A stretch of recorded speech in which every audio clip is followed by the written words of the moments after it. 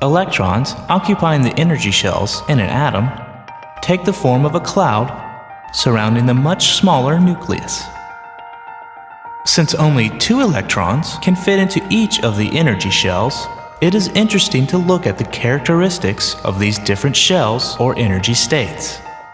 These states are defined first by a primary quantum number called n, and also by a secondary quantum number called L. And for each state, the electron has a different energy, which results from the shape of the electron cloud. For n equals 1, called the ground state, the shape is a symmetric cloud, the same in all directions.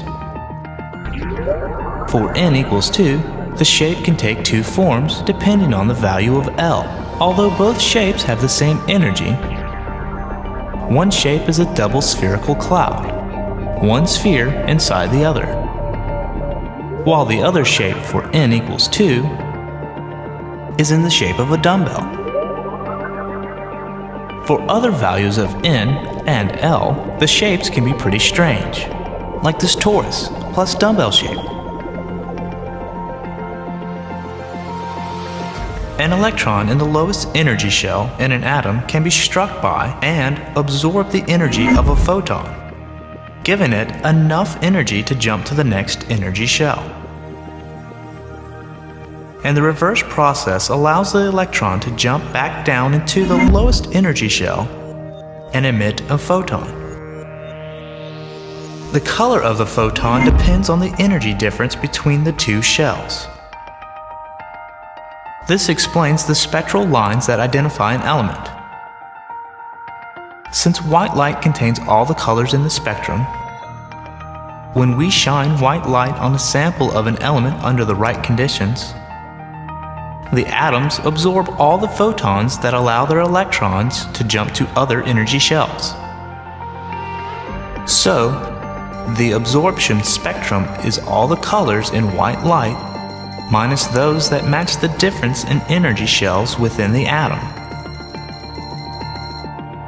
And when those electrons spontaneously jump back down to the lowest energy levels, that emission spectrum contains only the lines that match the difference in the energy shells within the atom.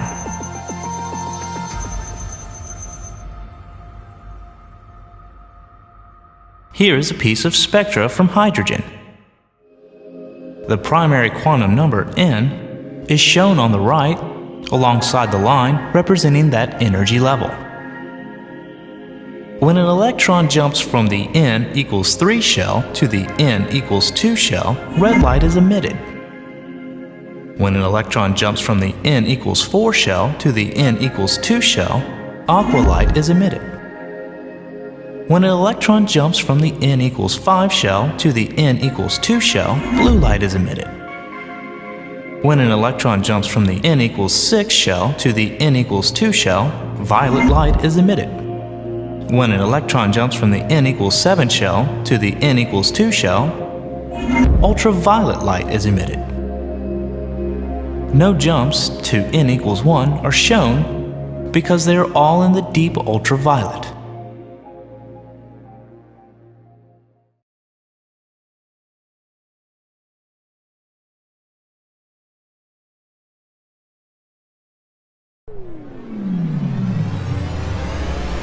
We begin our climb up the ladder of structure by noting that there are 2 kinds of quarks that are found in normal matter. Physicists call them flavors of quarks. These quarks are the up quark and the down quark. A proton is formed from 2 up quarks and 1 down quark, while its slightly heavier cousin, the neutron, is formed from 2 down quarks and 1 up quark. The red, green, and blue colors of the quarks represent a property that attracts them to one another. It is this color charge property of the quarks that hold them together in a proton or a neutron.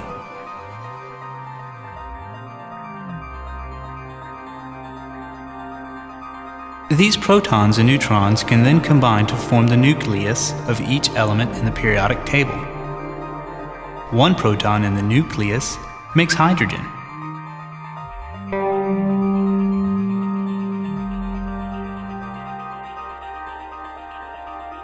2 form helium.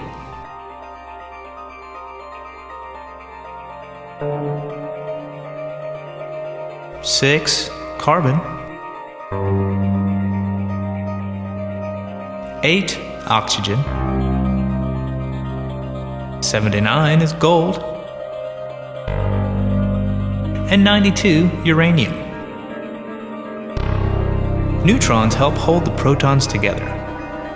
Because of their electric charge, protons would repel each other more strongly if neutrons were not present, and the heavier elements would come apart.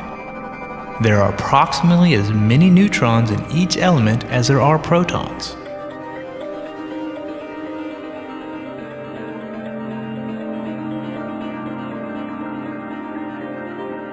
Atoms are formed when the positively charged protons in the nucleus capture the negative electrons. Neutral atoms capture one negative electron for each positive proton in the nucleus. So, hydrogen has one electron to go with its one proton. Helium, 2 electrons. Carbon has 6. Oxygen, 8.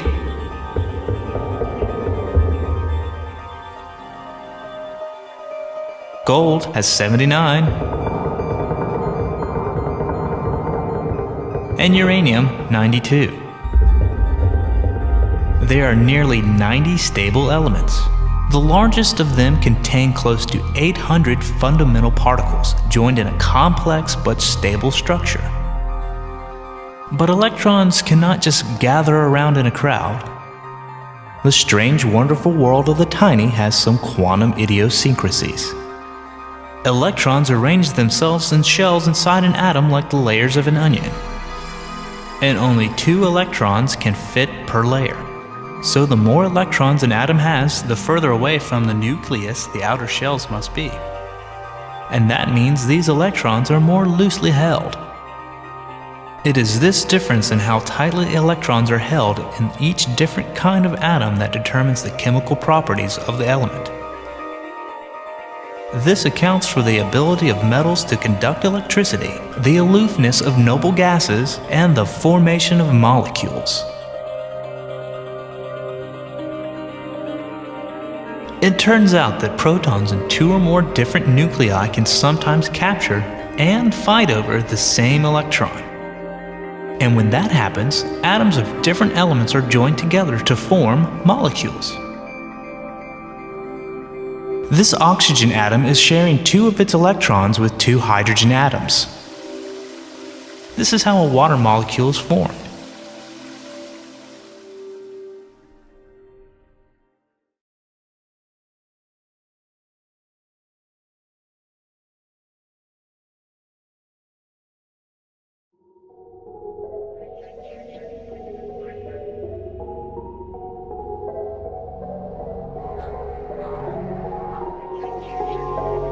The periodic table is a list of all the atoms in the universe that have different numbers of electrons. Hydrogen has 1 electron.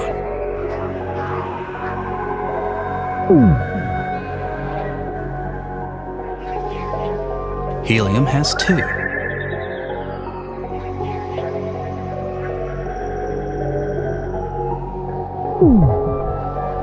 Carbon has 6.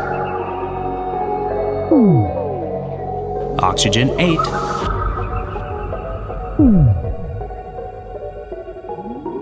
Gold has 79. And uranium has 92. Today we know that it is the arrangement of electrons inside each atom that determine the chemical properties. And similar arrangements lead to similar properties. And although each electron in the atom needs 4 quantum numbers to uniquely describe it, we only need to talk about 2 of them in our discussion of the periodic table.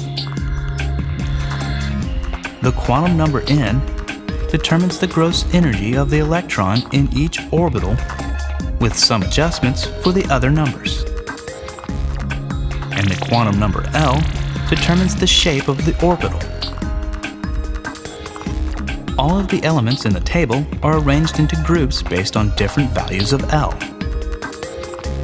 Elements in a given column have their outer electrons in a similarly shaped orbitals, and this means they have similar chemical properties. This is the S group. It has L equals 0, and each row in this group can hold 2 electrons. This is the P group. It has L equals 1, and each row in this group can hold 6 electrons. The L equals 2 group, called the D group, can hold 10 electrons per row. And the L equals 3 group, called the F group, can hold 14 electrons per row. In order to fit the table into a narrower space, the F group is often listed below the rest of the table. But we will put it into its rightful place and just deal with a wide but correct periodic table. Notice I have included helium in the S group next to hydrogen. But I have also duplicated both elements at the right end of the table with the P group. Their chemical properties make both of these alignments useful. In a given group, N increases by 1 for each row in the table. So the outer electrons in the elements, directly below other elements, have more energy and are less tightly bound to the atom. As we add electrons, one after another to atoms, each new electron occupies the lowest available energy state.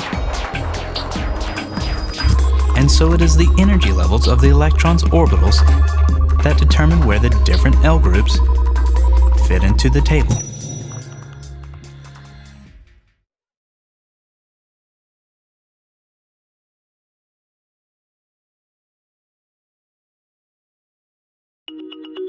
The periodic table lists all the substances in the universe that have only one type of atom in their makeup. Countless millions of other substances are made from combinations of these atoms. When atoms come together, they form bonds, and the resulting molecule or compound has a whole new set of chemical and physical properties. So let's look at chemical bonding and start with the most abundant atom in the universe, hydrogen.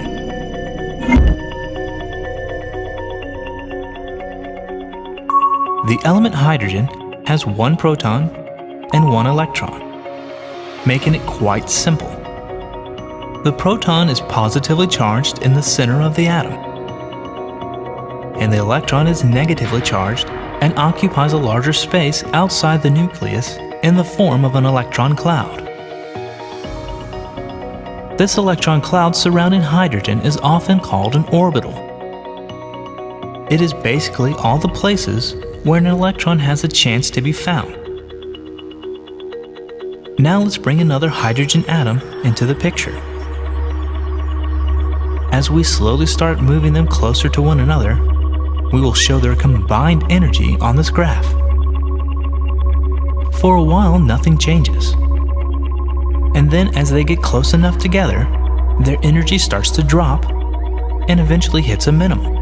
And this makes the combination stable. This minimum energy distance between them is called a bond distance. And they are now sharing electrons. This is called a covalent bond.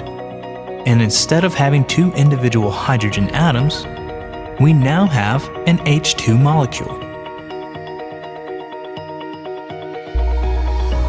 Moving the atoms any closer increases the energy greatly, since the positive protons in each of the atoms are repelling one another strongly.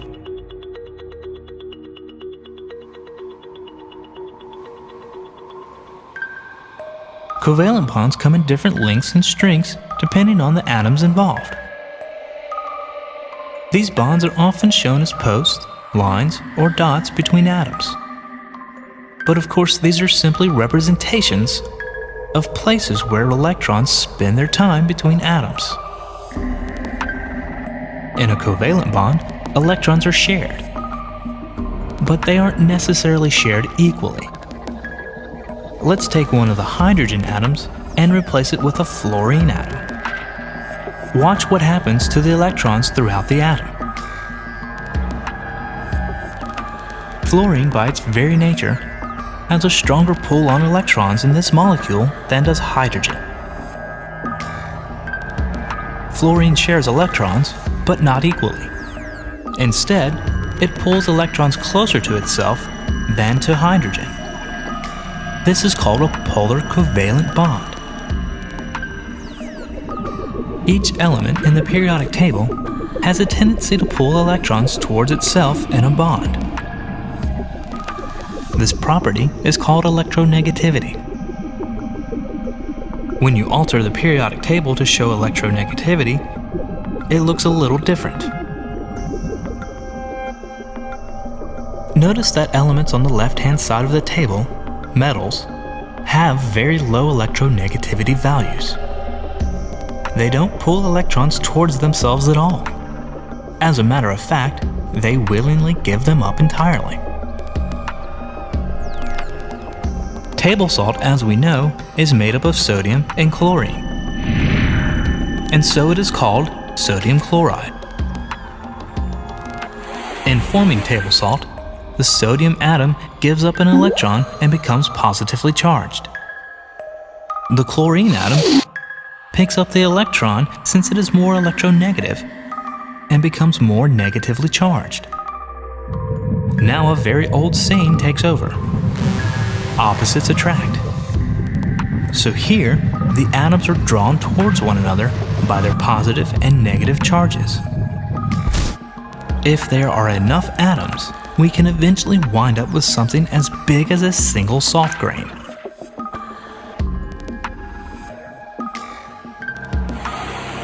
This kind of bond is called an ionic bond. It is a very strong attraction between positive and negative ions. Most people differentiate this from a covalent bond by saying that in ionic bonds, electrons are exchanged instead of shared. Ionic bonds are very strong, stronger than covalent bonds. And you can easily see this difference. Melting sugar, which is breaking a covalent bond, is simple and makes caramel. Melting table salt is very different and requires temperatures higher than 1400 degrees Fahrenheit. Ionic bonds are very stable bonds.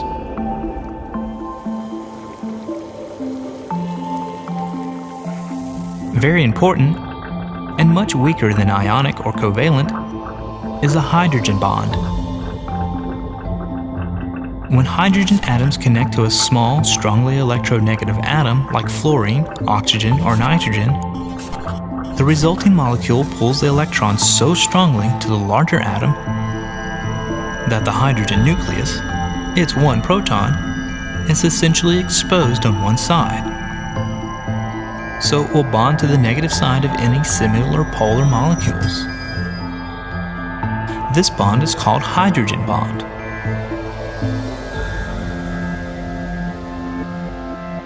The difference in strength of the different types of bonds is fundamental to allowing the DNA molecule to replicate itself. The bonds that hold the opposite sides of the double helix together, the A's and the C's and the G's and the T's, are hydrogen bonds and are very weak compared to the bonds that hold each letter to the backbone and the bonds that hold the backbone together. This allows the molecule to unzip easily, to expose one side as a template for replication. Life is all about bonds. Bonds, chemical bonds. Who knew?